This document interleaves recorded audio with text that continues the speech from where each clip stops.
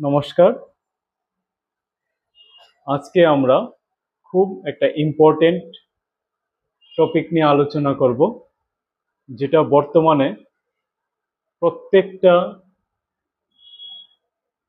মানুষের প্রয়োজনে আসবে। কারণ এটা আপনার কাজের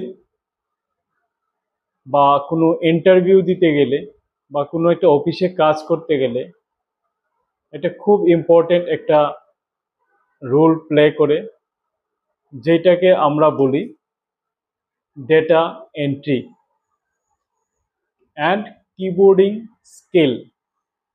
ডেটা এন্ট্রি, বর্তমানে ডেটা হচ্ছে ইম্পর্টেন্ট ইনফরমেশন, যার জন্য আমরা কম্পিউটার ব্যবহার করি। বিভিন্ন তথ্য আমরা সংগ্রহ করি, যেগুলিকে আমরা কম্পিউটার ভাষায় ডেটা বলি। এই ডেটাগুলিকে আমরা ইনসার্ট করাই কিসের মাধ্যমে? কিবোর্ডের মাধ্যমে। তো কিভাবে কিবোর্ডটাকে ব্যবহার করবেন? কিবোর্ডটা একটা ইনপুট ডিভাইস, আমি আগেও বলেছি।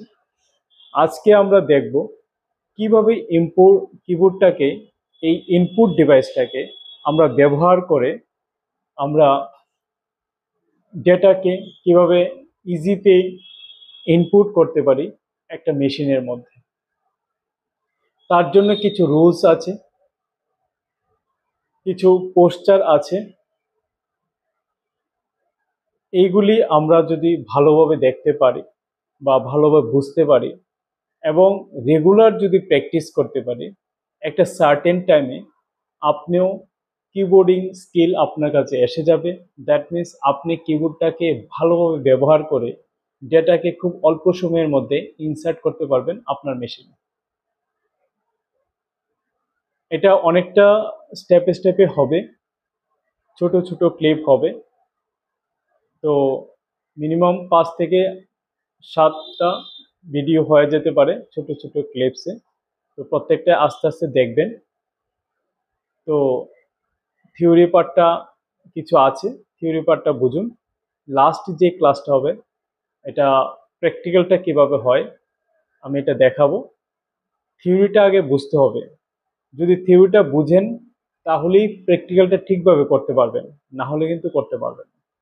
ঠিক আছে? তো চলো আমরা শুরু করি। Data entry and keyboarding skill. তো এটার মধ্যে কি আছে?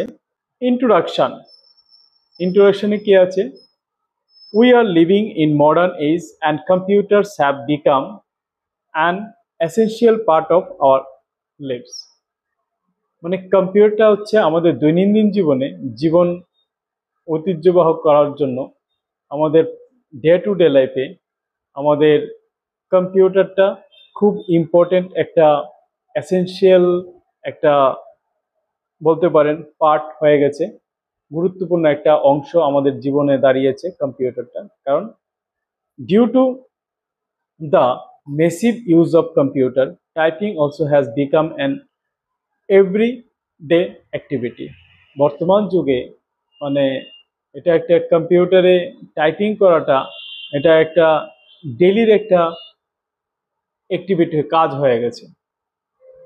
Nowadays, most of the people like to type text by using typewriter or computer keyboard instead of writing text on paper. বর্তমান যুগে আজকে এখন আর কেউ লিখতে চায় না, সবাই কি করে? টাইপিং করে, হয় টাইপরাইটার মেশিনে অথবা কম্পিউটার কিবোর্ডের মাধ্যমে টাইপিং করে ইনফরমেশনটাকে স্টোর করে। এখন আর কেউ অ্যাপ্লিকেশন লিখে না, টাইপ করে। This is because typing text is a very simple process done by pressing keys on the keyboard.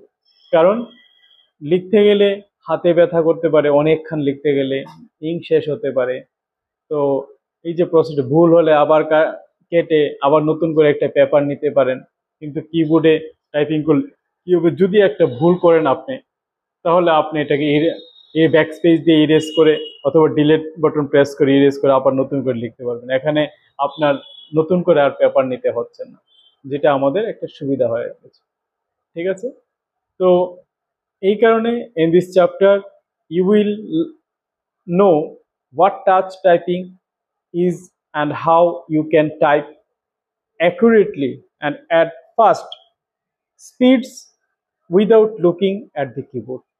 আপনি কিভাবে কিবোর্ডটার দিকে না তাকিয়ে কিভাবে খুব ফাস্টে টাইপিং করতে পারবেন, এই স্কিলটা আমরা শিখব। ঠিক আছে, সাথে থাকবেন, যুক্ত থাকবেন। আমি নেক্সট যে ভিডিওটা আছে এটাতে আমি টাইপিং সম্বন্ধে আবার বলছি, আস্তে আস্তে বলবো, সাথে থাকবেন। নমস্কার।